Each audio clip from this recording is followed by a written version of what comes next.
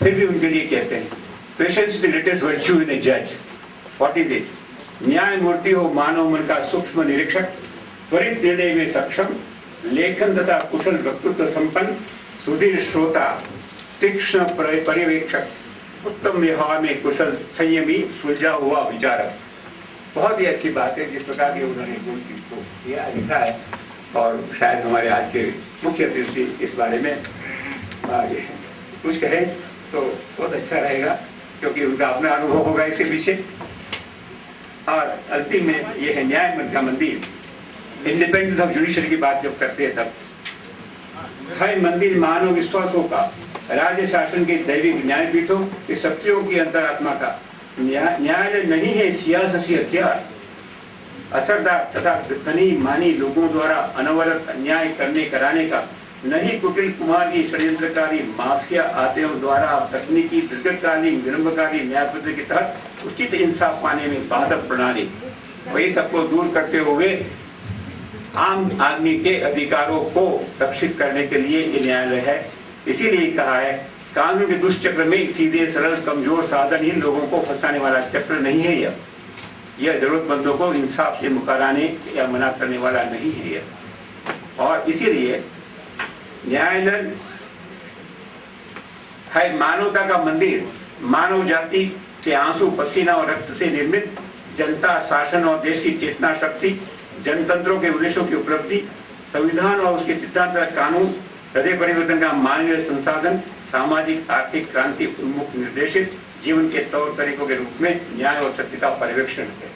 इस प्रकार के न्यायालय जो प्रतिष्ठा स्थापित करते हैं हमारे यहाँ डॉक्टर झा, और हम PIL की बात करते हैं पत्र द्वारा न्यायालय में कोई भी अपने अधिकार के बारे में याचिका दे सकते हैं। इसको एपिस्टोलरी जुरिस्डिक्शन हमारे कहते हैं यहाँ पर।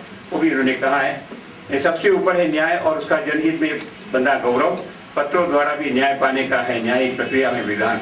और इस प्रकार से कई लोगों ने भी इसका लाभ उठाया है, और आज भी हमारे देश में लोक अदालतें चल रही हैं, और आम आदमी भी कोई भी न्यायालय में अपना पत्र द्वारा ये अधिकार की पहुंच करा रहे हैं।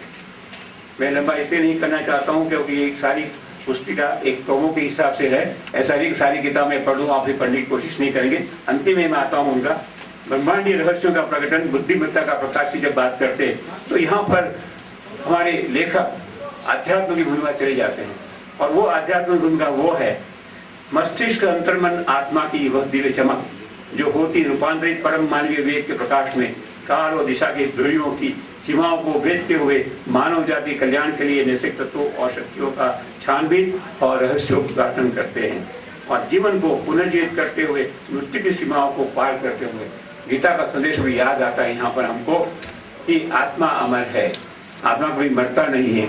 नैनम छिन्नति शस्त्राणि नैनम दहति पाव, तो ये यहाँ पर है। और ये भी इन्होंने कह दिया इसलिए कि मृत्यु की सीमाओं के पार करते हुए तो वो भी यहाँ के न जायते मृत्यते नायम भूत्वा भवितो वा न भूय अजो नित्य शाश्वत पुराणों न हन्यते न हन्य माने शरीर।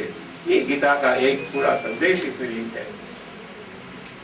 और अंतिम चरण में विश्व को रचने बदले और उसके शासन में सुधार लाने के लिए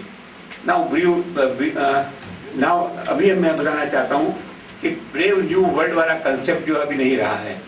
अब उन्मुखीकरण होने के बाद चाहे आर्थिक और राजनीतिक भी हो, हम सब एक विश्व में रहना चाहते हैं, एक विश्व बनना चाहते हैं, और इसलिए कहीं एक देश में खास करके यूएस में कहीं भी हो आर्थिक मंदी आती है तो हम सबको इसकी असर होती है। और आज विज्ञान ने हमको एक विलेज बनाया है, एक गांव बनाया है, इसे one village, the whole world has become one village.